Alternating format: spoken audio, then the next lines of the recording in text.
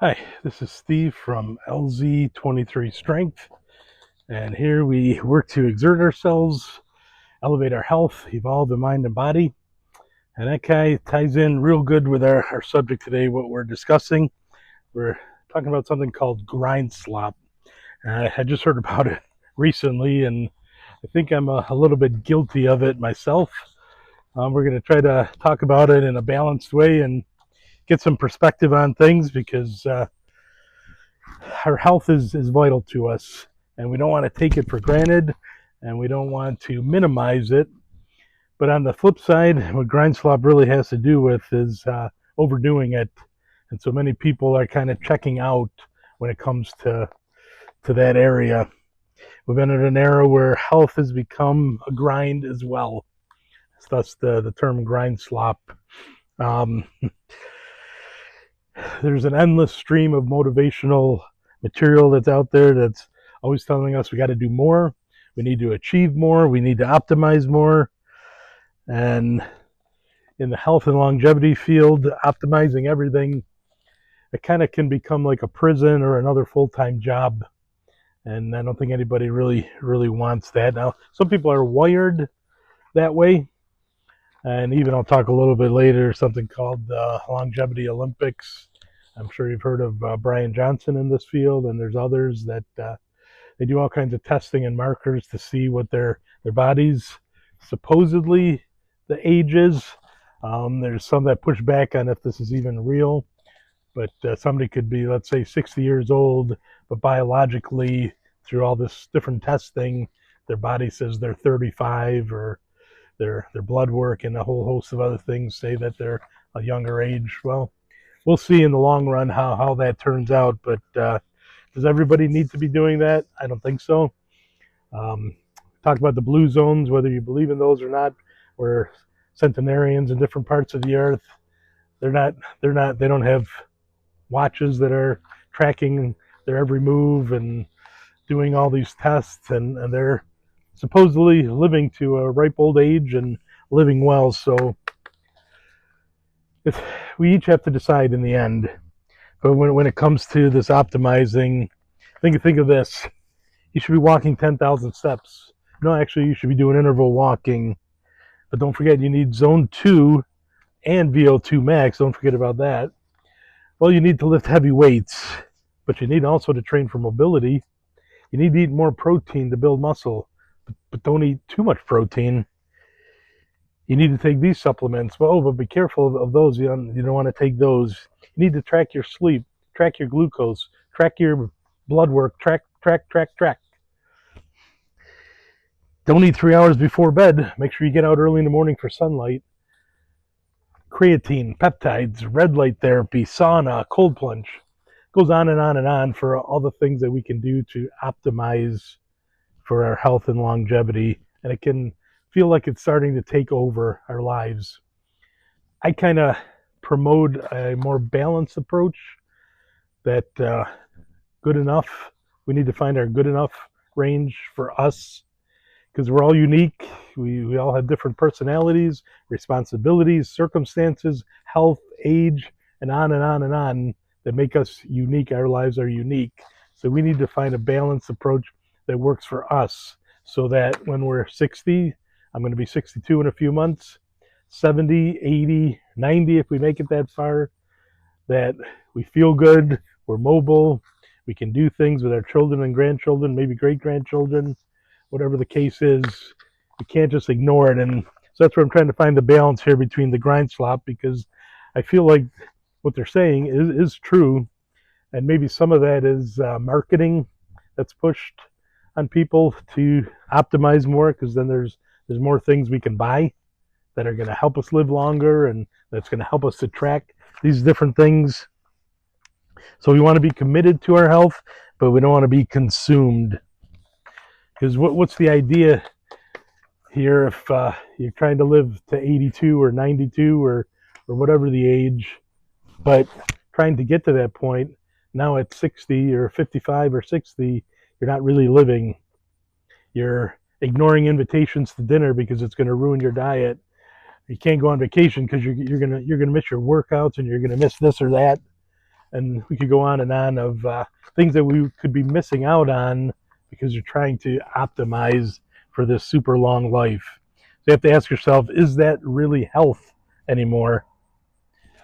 Obviously, when we're 60s, 70s, 80s, you want to be able to climb stairs, you want to get on an airplane, be able to put your luggage up on top by yourself if you can. Those are reasonable goals. You want to get down on the ground and play with your grandchildren and be able to get up and not have to have somebody get you up off the ground. So that's where the thought here of sometimes good enough really is good enough. That's for you and I to decide for ourselves. It's not for people on the internet, people on YouTube, so-called experts, and a lot of them are. They're doctors and scientists, and I'm not saying that they have ill will in what they're trying to promote, but there is a promotion and a marketing involved, so we need to keep that in mind. And again, remember that we're all different. We have different circumstances, so what might work for me might not work for somebody else. And even I mentioned the blue zones. Maybe if you lived exactly like they did in some of these areas, maybe it wouldn't make that huge of a difference for you. Maybe it would, maybe it wouldn't. We don't know. And the same thing with all of these so-called experts. And I never promote myself as an expert. I'm just a guy, just like all of you that are watching. I'm trying to make my way, trying to learn about myself, and try to inspire, encourage, motivate people, teach them to some degree, trying to whet their appetite for curiosity, because I love all this stuff. Even though there's grind slop, I still love it. I love listening to Brian Johnson, and even now he's going through some health situations, ironically. Will he find a fix or a cure for it? I'm curious to see what comes of it, but I love all that stuff. I watch all the podcasts, but I still don't try to follow every single thing out there. It's just not practical for me. So that's where we got to find what's good enough for us. So in talking about grind slop, there's definitely some valid points, for sure. But I'm slightly afraid that it gives people an easy way out. That to totally ignore all the advice and suggestions out there. That all of a sudden, yeah, I'm not going to eat. I'm going to eat whatever I want. We're all going to die anyways at some point. What's the point in putting forth all that extra effort? So I'm afraid for some folks that's an easy way out. We need to take care of tomorrow. I'm going to just be honest with you.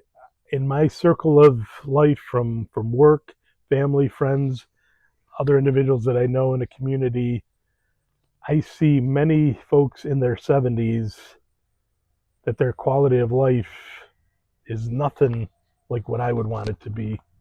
Nothing. Like I said, I'm going to be 62, so 70 is not too far away. I have heart issues, which I've talked about on this channel before, but all in all, I feel pretty strong, pretty mobile, pretty good. And when I'm in my 70s, I'm hoping that's going to continue. That's my aim and what I'm shooting for. But I know many folks, many who have died, who their mobility keeps them. They can't go on a vacation. They barely can go to the local mall to do something or go to a park and hike and walk. Others that have cognitive decline severely, dementia, Alzheimer's, Parkinson's. I mean, it's very sad. And I don't think they've purposely ignored doing things. I think they've tried to walk at times, try to eat healthy, but very minimally, I feel. And I think many people fall into the trap that I'm not severe when it comes to doing bad things for my health. And I feel good now. Maybe I feel good at 50 or I feel good at 55 or 60. And everybody makes the mistake to think that that's just going to keep going. But so quickly things change. I know just for myself having the heart attack, that changed things a lot for me. But I think to think status quo is okay and it's all just going to keep going, well, that's a dangerous viewpoint, and many people fall into that trap. I know a couple people that are 80, 82, and I'm impressed on how functional they are and how well they still do. So it's not a all or nothing, but are we going to roll the dice to see, well, maybe I'm going to be one of those fortunate ones that does well as I get older? Because I personally, tell me if you think I'm wrong or this is a stretch. I think in your 70s you should still be able to do a lot of things real well, at least through your mid 70s. As you're getting closer to 80, I could see things, but it's a shame. It's a shame. So grind slop is definitely going to be a real thing. We don't want our health span journey to be a prison or another full-time job. So try to find the balance. As the title here, where we're talking about when good enough is really good enough. And I can't decide that for you, but don't let experts or people who are very adamant or dogmatic tell you that there's only one way. You find the right way for you, but definitely be concerned. That's one thing I really try to push on this channel and preach is please be concerned when you're 50s and 60s. That's going to have a big bearing on your 70s and 80s if we make it there, and I'm hoping we do. So I appreciate you watching. In the end here, I'm still going to say movement means life. Get stronger, exert yourself, elevate your health, evolve in mind and body. And please like and subscribe, and I appreciate you watching. We'll see you next time.